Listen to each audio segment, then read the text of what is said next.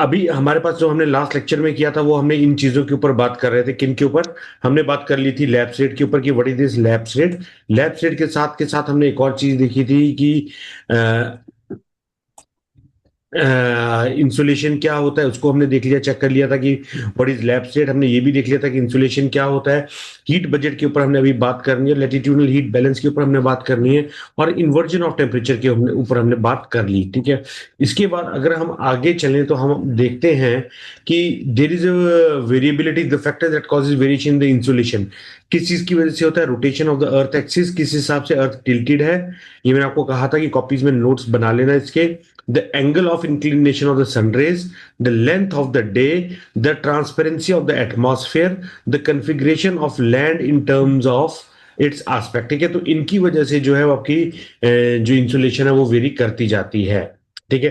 अभी मैं आगे चलता हूं, ये सारी चीजें हम डिस्कस कर चुके हैं पहले। अब मैं आगे चलता हूं तो आगे जाके हमारे पास एक नया टॉपिक आता है, that is heating and cooling of the atmosphere.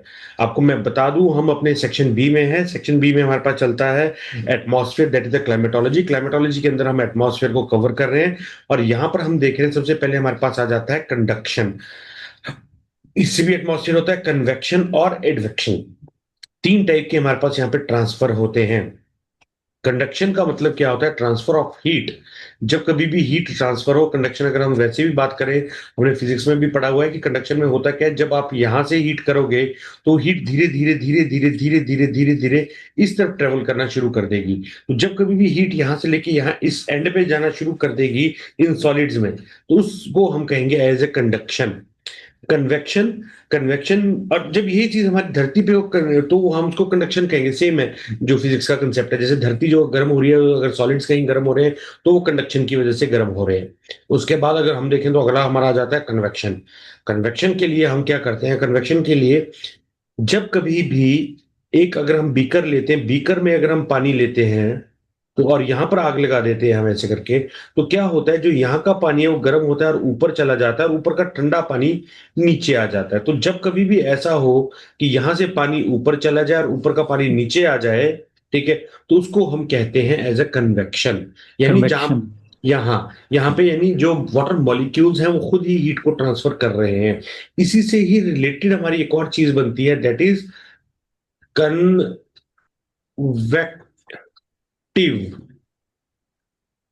Rainfall. ठीक है। क्या होता है कन्वेक्टिव रेनफॉल? पढ़ा है हमने कहीं?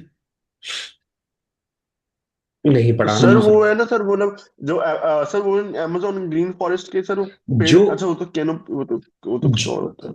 जो इक्वेटर पे होता है, आप ठीक बोल रहे थे लेकिन कॉन्फिडेंस नहीं था। इक्वेटर पे यही अरे होता है सर कि shit। सुबह सुबह धूप चमकती है और दोपहर बाद बारिश होती है, तो उसको हम कहते हैं एज अ कन्वेक्शन, यानी कन्वेक्शनल रेनफॉल। समझ गए? ठीक है। उसके बाद आता है एडवेक्शन। एडवेक्शन ये होता है कि जैसे यहां से हवा गर्म हुई ऊपर चलेगी, यहां ऊपर जाने के बाद हवा इसी लेवल पे अपने एटमॉस्फेयर में दूसरी जगह चली जाती है। जैसे ये ए लोकेशन है, यहां से मूव करके वो बी लोकेशन पे चली जाती है। ठीक है। तो वो जो एयर ट्रांसफर, गर्म एयर मूव की, उसको हम कहते हैं एज अ एडवेक्शन। ठीक है। उसको हम कहते हैं एडवेक्शन। अब इसकी थ्योरी देख लेते हैं। Conduction, there are different ways of heating और कूलिंग ऑफ द एटमॉस्फेयर। हाँ ठीक है। The earth after being heated by insolation transmits the heat in the atmospheric layer near to earth and long form. ठीक है। Air in contact with the land gets heated slowly and upper atmospheric land these are get heated. ठीक है। तो उसको हम क्या ये उसको हम कहते हैं एज ए कंडक्शन। कन्वेक्शन की अगर हम बात करते हैं तो कन्वेक्शन में जैसे कंसेप्ट समझाया वो कंसेप्ट यहां पर आ गया कि जब खुद ही बॉडी अपनी ट्रांसफर करना शुरू कर देगी तो उसको कन्वेक्शन कहेंगे। The transfer of heat continues until both bodies attain the same temperature and contact is broken. ठीक है। तो वही पार्टिकल जब खुद ऊपर जाएगा और ऊपर से नीचे आना शुरू हो जाएगा तो उसको हम कहेंगे एज कन्वेक्शन। ठीक है। उसके बाद आगे आ जाओ। Conduction is important heating in the lower layers of the atmosphere, the air in contact with the earth lies vertically on heating from the currents. ठीक है, कोई दिक्कत नहीं। अब ये एडवेक्शन है जो हमारे पास नई चीज आई है। एडवेक्शन के अंदर हम क्या देखते हैं? एडवेक्शन के अंदर हॉरिजॉन्टल मूवमेंट ऑफ एयर होता है। ठीक है। जो हवा होगी वो हॉरिजॉन्टली मूव करेगी in the air and relatively more important than the vertical movement. ठीक है। कहां पर होगा ये advection? In mid latitudes. Most of the diurnal day and night variation of the temperature are caused by the advection alone. इस line को याद रखिएगा, इस लाइन को, ठीक है। In the tropical region, particularly in the northern Indian monsoon, the local wind called Loo is the outcome of the advection. ठीक है, तो इसको याद रखिएगा, इन दो लाइंस को, बहुत इंपॉर्टेंट लाइंस हैं। कॉपीज में एज इट इज एक डब्बा सा बना के नोट्स बना लीजिएगा, ठीक है। टेरेस्ट्रियल एडिशन को हम कवर कर चुके हैं। अब हमारे पास अगला टॉपिक आता है heating and cooling of the atmosphere. तो हमारे जो heating and cooling of the atmosphere है, मतलब हमारे पास, अगर मैं मोटी मोटी सी बात बताऊं, तो हमारे पास अगर टोटल 100% है जो हीट आ रही है, तो वो 100% में से कितनी परसेंट है जो कि धरती के सरफेस पे पहुंच रही है, उसको हम कहते हैं as a heating and heat budget. ठीक है, अगर हमारे पास 100% आई धरती के ऊपर, मतलब एटमॉस्फेयर के अंदर, तो उससे मान के चलो तकरीबन तकरीबन 51% होगा जो धरती के सरफेस पे पहुंचेगी। बाकी सारी 49% जो है वो एटमॉस्फेयर में ही खाली हो जाएगी। अब उस 51% में से कितनी परसेंट है जो कि वापिस चली जा रही है इनटू द स्पेस, उसको हम कहते हैं हीट बजट। यानी हमारे पास कितनी हीट आई और उसमें से कितनी हीट वापिस चलेगी और बाकी एटमॉस्फेयर में ही रह गई, उसको हम कहते हैं हीट बजट। आ जाओ देखते हैं इसको, पहले डायग्राम में समझते हैं। हमारे पास टोटल शॉर्ट वेव्स के फॉर्म में आई। अब जैसे ही शॉर्ट वेव्स वेव्स के फॉर्म में आई, तो 6% जो हीट थी वो तो होगी scatter in the atmosphere, in the space, ठीक है। उसके बाद यहां पर ये जो एक चीज है, क्या हुआ, यहां से सनरेज आई। सनरेज आने के बाद ये क्लाउड जो है, ठीक है, ये क्लाउड्स व्हाइट होने के कारण यहां से कुछ सनरेज को रिफ्लेक्ट कर देते हैं वापस। बहुत इंपॉर्टेंट क्वेश्चन है यूपीएससी का। इस कंसेप्ट को हम कहते हैं एज एन एल्बीडो, ठीक है। इसको हम क्या कहते हैं, एल्बीडो। एल्बिडो। एल्बिडो। ठीक है, एल्बीडो का मतलब ये हुआ कि जितनी सनरेज आई उस सनरेज में से कितनी सनरेज जो है वो वापस रिफ्लेक्ट कर दी गई। समझ गए, ठीक है। अब ये जो क्वेश्चन आया था, वो क्वेश्चन ये आया था कि मैक्सिमम एल्बिडो अकर्स एट, पहला पॉइंट, ठीक है, क्लाउड्स, ठीक, क्लाउड्स। सेकंड था ग्लेशियर्स, और ऐसे करके 3 4 ऑप्शन थे।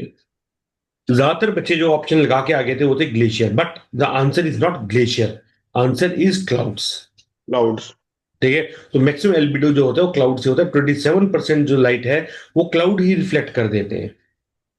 फिर इसके बाद स्कैटर्ड रेडिएशन और डायरेक्ट रेडिएशन जो धरती पे पहुंचती हैं, तकरीबन तकरीबन 51% जो है वो धरती पे पहुंच गई। ठीक है, अब इसमें से क्या होता है, ठीक है, ठीक है, अब इसमें से क्या होता है कि ये जितनी भी रेडिएशन धरती पे पहुंच गई, इन्होंने धरती को गर्म किया। गर्म करने के बाद ये रेडिएशन जो है ये वापिस जाना शुरू करेंगी। अब जब ये रेडिएशंस वापस जाना शुरू करेंगी, तो ये यहां से रेडिएशंस चलेंगी, तो उसमें से अगर यहाँ पे 23% जो रेडिएशन ये यहां से चली है फ्रॉम अर्थ, ठीक है, तो उसमें से 6% रेडिएशन जो है वो एटमॉस्फेयर कंज्यूम कर लेगा, और 17% जो है वो वापिस चली जाएंगी। 9% जो है वो रेडिएशन टर्बुलेंस कम कर लेगा, और बाकी जो 19% की है वो बारिश बुरिश वो हो जाएगी। तो मतलब अगर हम बात करें तो सरफेस, धरती के सरफेस से तकरीबन तकरीबन 17% है जो अर्थ से वापिस जाती हैं आउट ऑफ 23। बाकी एटमॉस्फेयर से है जो कि 48% है जो वापिस हो रही है। यानी धरती में जितनी भी आई उसमें से सिर्फ 23% है जो वापिस गई, और जो एटमॉस्फेयर है उसमें से ऐसे हुआ। इसको हम कहते हैं एज ए हीट बजट। इसको एक बार जरूर समझ लीजिएगा, इसको एक बार जरूर पढ़ लीजिएगा, बहुत इंपॉर्टेंट टॉपिक है for examination point of view. ठीक है, यस सर। अब इसके बाद आगे चलते हैं, यही वो समझाया जा रहा है। ठीक है, अब इसमें हीट जो है, यानी अगर हम बात करते हैं कि टेम्परेचर डिस्ट्रीब्यूशन की, तो किसी भी एरिया का अगर टेम्परेचर है वो किस किस चीज के ऊपर डिपेंड करता है।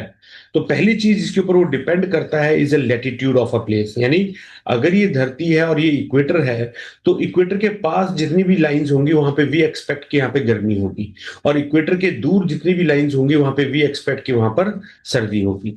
तो इक्वेटर के नजदीक और इक्वेटर का दूर का कंसेप्ट आ गया। ठीक है, ऑल्टीट्यूड ऑफ अ प्लेस, समुद्र के साथ का जितना भी एरिया होगा वहां पे आपका जो हीट है वो गर्मी ज्यादा होगी, और समुद्र से जैसे आप ऊपर पहाड़ों पे चले जाओगे तो वहां पर गर्मी जो है वो कम होती जाएगी। ठीक है।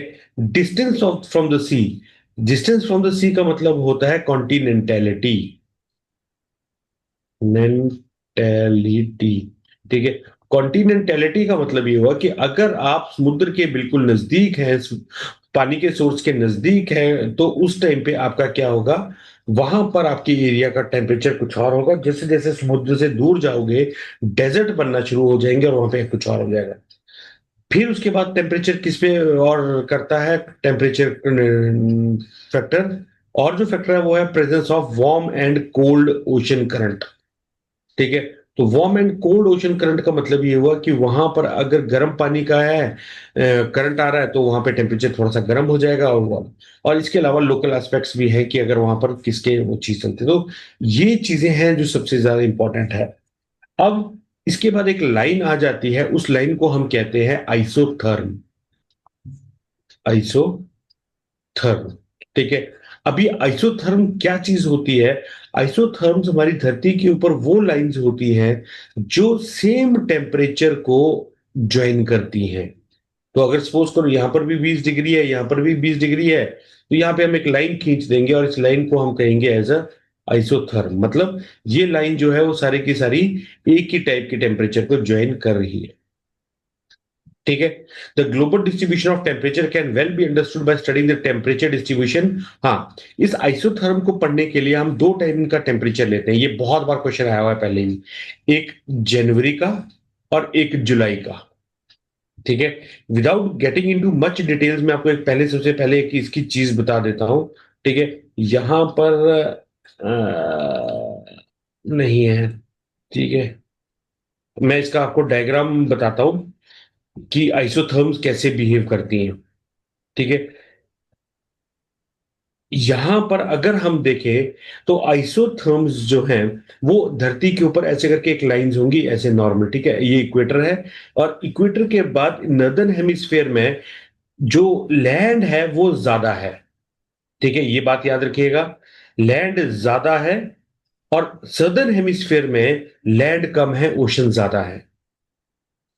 ठीक है। इसकी वजह से क्या होगा कि जो लैंड है वो जल्दी गर्म होती है और जल्दी ठंडी हो जाती है, और जो पानी है वो लेट गर्म और लेट ठंडा होता है। इसकी वजह से जो नदर्न हेमिस्फेयर का जो टेम्परेचर है वो वेरी कर जाएगा, आइसोथर्म्स जो है वो वेरी कर जाएंगी। तो जनवरी के महीने में जब सारी ठंडी होगी तो उस टाइम पे जो आइसोथर्म है it will deviate away from the equator, यानी इक्वेटर से डेविएट करेगा ऊपर की तरफ। Whereas in the month of July it will deviate towards the equator. बस इतनी सी बात याद रखिएगा। And in southern hemisphere these isotherms are parallel. ठीक है। तो सदर्न हेमिस्फेयर में ये जो आइसोथर्म्स हैं ये पैरेलल रहती हैं। तो इसका मतलब क्या हुआ कि ये इसका याद रखिएगा, the deviation from the general trend is more pronounced in January than in July, especially in northern hemisphere. अब नदर्न हेमिस्फेयर में क्यों? क्योंकि नदर्न हेमिस्फेयर में हमारे पास लैंड मास ज्यादा है, तो वहां पे धरती और पानी के बीच में जो वेरिएशन है वो बहुत जल्दी हो जाता है। Hence, the effect of land mass and the ocean currents are well pronounced. In January, isotherms deviate towards north over the ocean and south toward the continent. ठीक है। The process of warm ocean current girls, ये तो बात की बात आएगी। ठीक है। जनवरी में ऐसा होता है और जुलाई में टूवर्ड्स इक्वेटर मूव कर जाती है। ठीक है। Over the land temperature decreases sharply and the isotherms bend towards south. ठीक है। तो लैंड से वो साउथ की तरफ डिविएट कर जाती है ऐसे करके। ठीक है। तो यहां से अगर ऐसे है तो ऐसे ऐसे ऐसे करके आ जाएगी। द मीन एवरेज टेम्परेचर, ये क्वेश्चन जो है ये पहले आ चुका है सीडीएस में। The mean monthly temperature for the January is over 27 degrees in equatorial, over 24 degree Celsius in the tropics. The effect of the ocean is well pronounced in the southern home hemisphere. Here isotherms are more और less parallel. ठीक है। यहां पर जो isotherms हैं वो बिल्कुल parallel रहती हैं, और इसकी वजह से वहां पर टेम्परेचर में वेरिएशन नहीं होती। ठीक है। ये है आइसोथर्म्स का कंसेप्ट। ठीक है। ये इन्वर्जन ऑफ टेम्परेचर जो हमने पढ़ा था, उसके कुछ पॉइंट्स हैं जो कि पेपर में आने लायक है, इसको भी एक डब्बा सा बना के कॉपीज में लिख लीजिएगा। Dense fogs in the morning are the common occurrence especially during winter season. किसकी वजह से? Inversion temperature.